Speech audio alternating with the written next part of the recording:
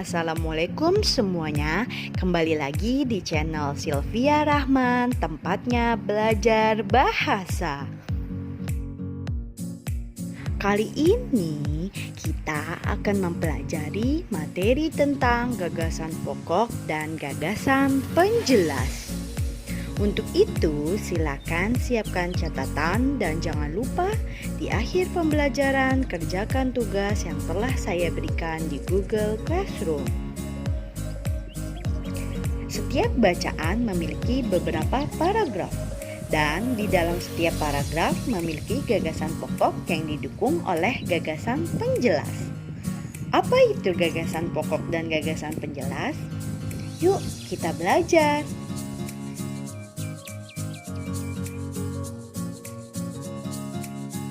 Gagasan pokok adalah ide utama dari suatu bacaan. Dapat berupa inti atau pokok paragraf. Sedangkan gagasan penjelas adalah uraian atau tambahan informasi untuk menjelaskan gagasan pokok. Yang namanya gagasan pokok terdapat di kalimat utama. Kalimat utama itu sendiri biasanya posisinya ada di 3 tempat saja di dalam sebuah paragraf, yaitu A, B, dan C. A di sini adalah di awal paragraf, sedangkan B ada di belakang. Lalu C merupakan campuran. Nah, campuran ini adalah A plus B. Saya akan menjelaskan lebih lanjut dari contoh teks di bawah ini. Indonesia memiliki kekayaan alam yang sangat melimpah. Kekayaan alam tersebut terdiri dari kekayaan alam yang bersumber dari darat, laut, dan dari dalam perut bumi. Kekayaan alam yang bersumber dari darat contohnya hasil hutan. Sedangkan kekayaan alam yang bersumber dari laut contohnya ikan, rumput laut, dan mutiara. Sementara kekayaan alam yang bersumber dari dalam perut bumi contohnya minyak, batu bara, emas, timah, nikel, dan sebagainya. Dari paragraf tersebut ada 5 kalimat dan kalimat utamanya berada pada kalimat yang pertama, yaitu Indonesia memiliki kekayaan alam yang sangat melimpah. Sedangkan kalimat kedua sampai yang kelima adalah kalimat penjelasnya. Karena kalimat kedua sampai kalimat yang kelima menguraikan atau menambahkan informasi untuk kalimat utama.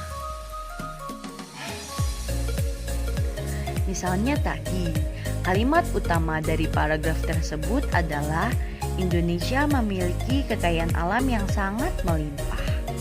Nah, kemudian diuraikan lagi di dalam kalimat penjelasnya. Apa saja sih kekayaan alam yang sangat melimpah itu? Kekayaan alam tersebut terdiri dari kekayaan alam yang bersumber dari darat, laut, dan dari dalam perut bumi. Kemudian diuraikan lagi, apa contoh kekayaan alam yang bersumber dari darat?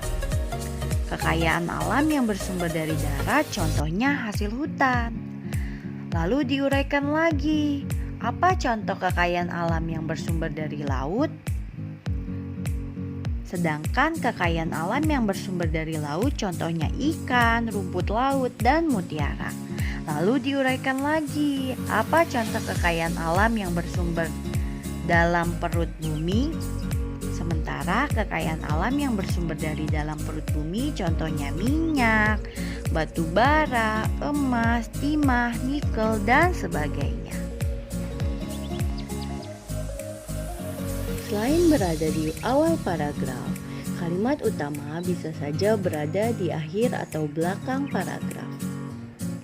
Kalau kalimat utamanya di belakang, berarti terdapat sebuah simpulan yang biasanya ditandai dengan oki, osi, dan dede.